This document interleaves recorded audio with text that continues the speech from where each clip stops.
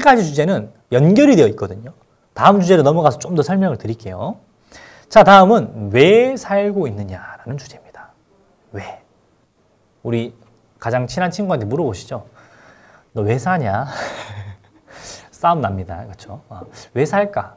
너의 삶의 이유가 뭐니? 라는 고민이 듭니다. 반대로 내가 왜 사느냐도 중요하죠. 더. 그렇기 때문에 여러분들은 무엇 때문에 사십니까?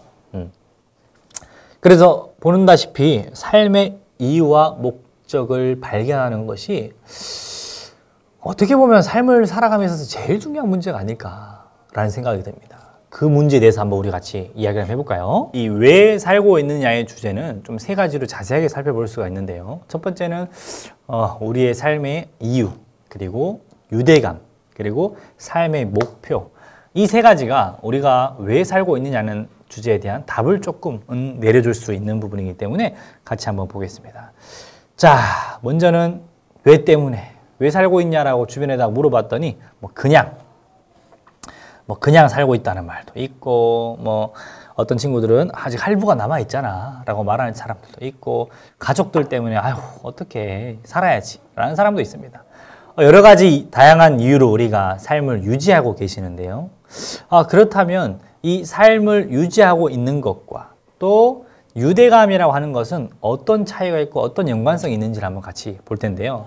유대감이 많은 사람들, 즉 내가 속해 있는 공동체, 또 내가 교류하고 있는, 내가 소속되어 있는 사람들 혹은 소속되어 있는 공동체가 많이 있는 사람들일수록 자살하는 확률이 줄어든답니다. 그러면 이거를 역으로 우리가 좀 풀어보자면, 뭔가 사회적으로 많은 사람과 교류하고 있는 사람은 그만큼 삶을 포기할 가능성이 적어지고 삶의 이유가 오히려 뚜렷할 수 있다고 하는 거죠. 그러면 우리가 여기서 생각해 볼 것은 무엇이냐? 나는 과연 어떤 사람들과 유대감을 표하고 있고 어떤 사람들과 유대 관계를 유지하고 있는지도 한번 생각을 해 보셔야 되겠죠. 그래서 그 사람에게 볼 때 사람이 소속감이라는 게 굉장히 중요하거든요. 내가 어디에 소속되어 있는가. 물론 저처럼 프리랜서도 있죠. 프리하게 살고 있는 사람도 있지만 대부분의 사람들은 어떠한 직장, 단체, 종교, 다양한 분야에 소속이 되어 있습니다. 그 소속감이라고 하는 것이 굉장히 인간에게 있어서는 중요한 문제이기 때문에 말씀을 드리는 거고요. 앞으로 만약에 내가 큰 유대감이 없는 사람들이라면 어떤 유대감을 가질 수 있을 만한 단체 혹은 지인들과 관계를 할지 요걸 한번 고민해 보시고 결정할 수 있는 시간들이 계시면 좋을 것 같아요. 그래서 삶의 이유에는 이 유대감이라고 하는 것이 큰 영역으로 차지하고 있다라는 것이고요. 다음엔 삶의 목표인데요. 사실은 요즘 젊은 친구들이 제일 힘들어하는 질문이 왜 사냐라는 질문이에요. 그러면 98%는 그냥이요 라고 말을 합니다. 진짜로. 진짜 그냥 살죠. 뭐 있습니까? 부모님이 낳아주셨으니까 살아야죠. 포기합니까? 어떻게 해요? 이러면서 정말 딱히 내 삶에 뚜렷한 목표가 없이 커서 뭐 할래? 장래희망이 뭐야 하면 평범한 회사원 되는 거죠. 이렇게. 라고 대답하는 학생들이 대부분이죠. 그게 나쁘다고 말씀드리는 것이 아니라 내가 내 삶의 이유와 목표를 가지고 살아가는 삶의 그 사람의 태도와 반대로 그 사람의 어떤 이유와 목표 없이 내 삶을 임하는 태도 자체가 다르기 때문에 삶의 이유를 눈으로 볼 수 있는 것은 어떻게 보면 그 사람의 삶의 태도가 그 사람의 삶의 이유가 된다라고 볼 수도 있다라고 하는 겁니다. 그래서 우리는 뭐가 목표냐면 목표를 찾는 것이 목표가 되는 겁니다. 만약 여러분들이 이 강의를 듣고 목표를 찾기 위해서 나설 수 있는 사람이 됐다면 이미 여러분들은 한 발짝 나선 겁니다. 한 발짝 더 걸어가신 겁니다. 왜? 적어도 목표를 찾지 않는 사람보다는 더 나은 선택을 하셨기 때문이죠. 그래서 여러분들에게 말씀을 드리고 싶은 것은 우리가 어떻게 살아가야 되는지 또 혹은 왜 살아야 되는지에 대한 목표, 삶의 이유와 목표를 찾을 수 있도록 노력하는 시간들이 필요해요. 그래서 저는 수강생들과 이런 프로그램을 합니다. 어떤 걸 하냐면요. 이제 성격 검사를 하죠. 왜? 성향 검사를 통해서 내가 무엇을 잘하는지, 어떤 게 나에게 어울리는지를 검사해 분석을 하고요. 그러고 나서 실습과 시연 연습 같은 걸 해보아요. 그러다 보면 내가 이걸 해야 되겠다라는 감이 오는 거죠. 슬슬 사람들이 이제.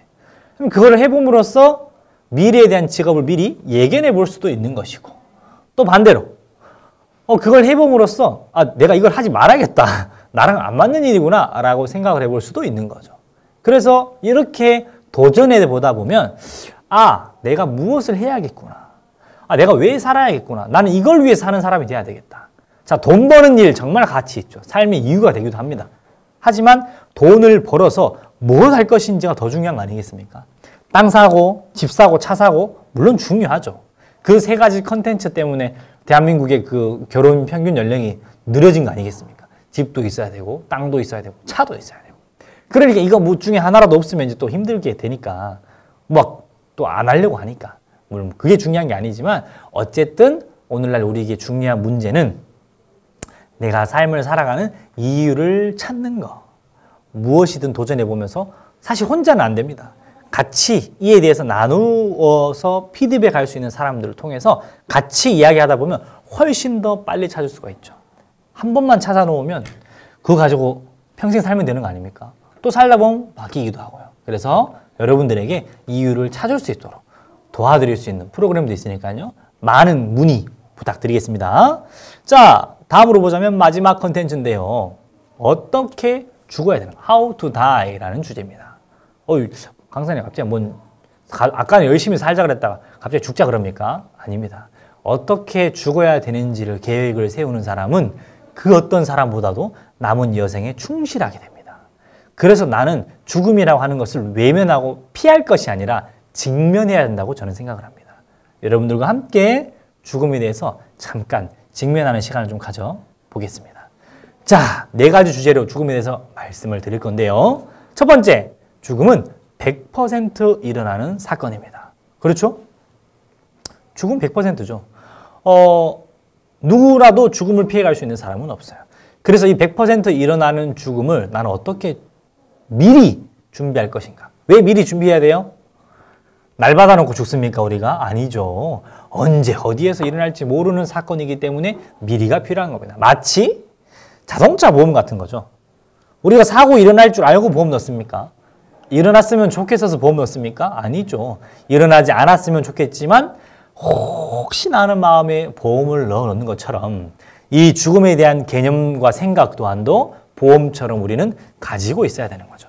그래서 미리 생각하고 준비했던 사람들은 그 죽음을 준비해 갈 수 있지만 반대로 생각하지 않았던 사람들은 갑작스러운 죽음에 오히려 나뿐 아닌 주변을 당황하게 만들게 될 수도 있다고 하는 거죠. 죽음에는 3가지가 있습니다. 어떤 한 강사님을 통해서 제가 듣게 되었는데요. 나의 죽음, 너의 죽음, 그리고 그들의 죽음. 자, 나의 죽음은 무엇일까요? 네, 나의 죽음은 진짜 내가 죽는 거죠. 그래서 사실 내가 죽었기 때문에 슬프다고 볼 수는 없는 거죠. 죽기 직전까지는 슬플 수 있겠지만 그 이후에는 뭐 슬퍼할 수가 없죠. 이미 난 죽어버렸기 때문에. 너의 죽음은 내가 가장 사랑하는 사람에 대한 죽음이 되는 겁니다. 이 사랑하는 사람에 대해서 죽었을 때 내가 얼마나 오랜 시간 애통하고 고통하고 아마 가족들 중에 죽으시는 분이 계시다면 여러분들은 더더욱 생각을 아마 하게 될 건데요. 자, 3번째 죽음은요. 나와 전혀 상관없는 사람들에 대한 죽음이 되는 겁니다. 그럼 그 사람들의 죽음은 나와 별로 상관없죠. 뭐 연예인 중에 누가 뭐 죽었다더라. 누구 뭐 별세 했다더라. 별로 상관없습니다. 하지만 우리에게 중요한 문제는 가장 중요한 건 너의 죽음인 거죠. 어떻게 보면. 내가 가장 사랑하는 사람에 대한 죽음. 그거에 대한 아픔을 우리가 어떻게 해결을 할 것인가. 이것도 우리에게 중요하다는 사실을 좀 기억을 하시고요. 그 이전에 우리는 나의 죽음을 준비해가는 사람이 돼야 되는데 강사님 죽음을 어떻게 준비합니까?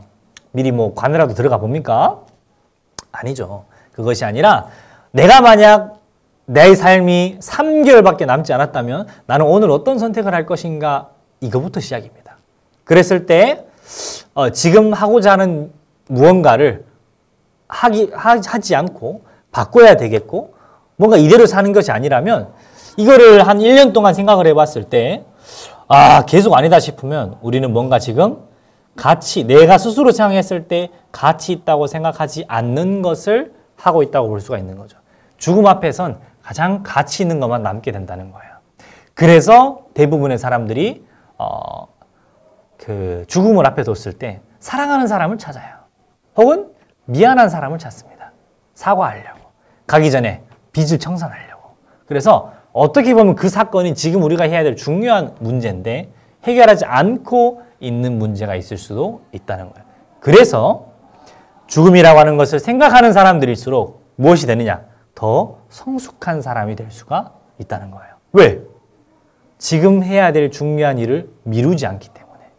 지금 해야 할 중요한 일이 무엇인지 알기 때문에 죽음을 준비하는 사람들은 보다 성숙한 활동, 성숙한 생각, 성숙한 행동, 더 어른스러운 결정을 할 수가 있다라고 하는 거죠. 그래서 요즘 새로 생겨난 개념이 있는데요. 종활이라고 하는 개념입니다. 죽음을 미리 준비하는 활동이 되는 건데요. 이 죽음을 미리 준비하는 활동은 굉장히 우울해 보일 수도 있고 그러지만요. 사실 그러지 않습니다. 오히려 죽음을 준비하는 사람들은 남은 여생을 더 재미있고 더 기억에 남고 더 추억에 남게끔 살아간다는 거. 그렇다면 여러분들은 언제 올지 모르는 막연한 죽음을 대비하는 것이 아니라 지금 나에게 있어지는 삶을 더 충실하게 살아가는 방법을 우리는 터득하게 되는 거고 더 생각하기도 더 고민하게 되는 거죠. 그러면 그렇지 않았던 나의 삶보다 죽음을 준비하는 나의 삶이 훨씬 더 가치 있고 훨씬 더 남은 인생을 아껴가면서 살 수 있다라고 하는 것을 기억하셔야 되겠습니다. 네, 여러분들 인문학이라는 주제를 가지고 나는 누구인가? 어떻게 왜 살아야 되는가? 어떻게 죽어야 되는가? 이런 큰 주제들에 대해서 한번 다루어 보았습니다.